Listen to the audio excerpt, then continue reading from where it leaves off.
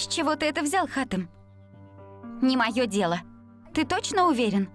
Он пошел встречаться с той девушкой? Как ее зовут? Доктор Джилан? Узнай о ней как можно больше. Ладно. Не волнуйся, не забуду. В долгу не останусь. Ладно, до скорого.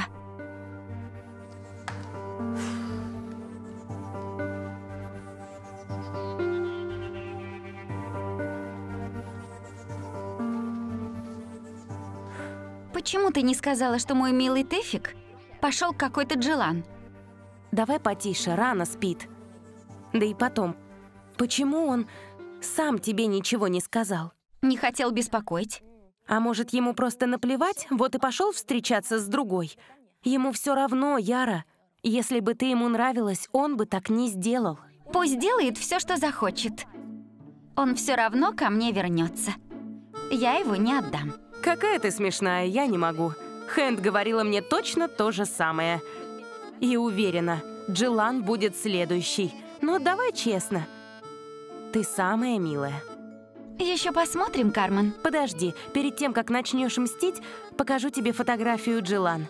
Она просто идеал. Такая красивая, привлекательная, образованная, да еще из богатой семьи. Говорит на нескольких языках. Просто образец для подражания.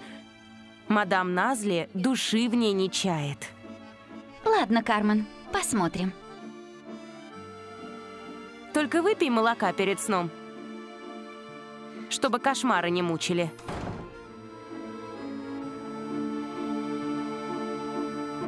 Пожалуйста, это в последний раз. Больше я ничего у тебя не попрошу. Нет. Самир. Нет.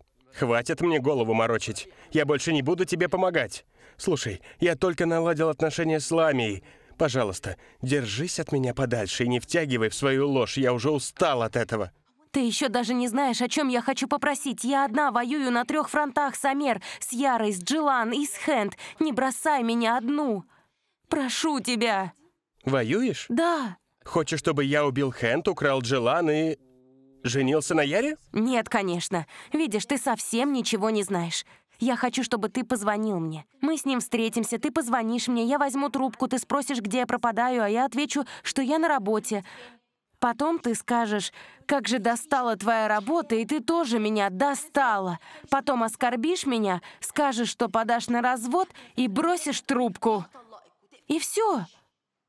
И все? И все. Да, все очень просто.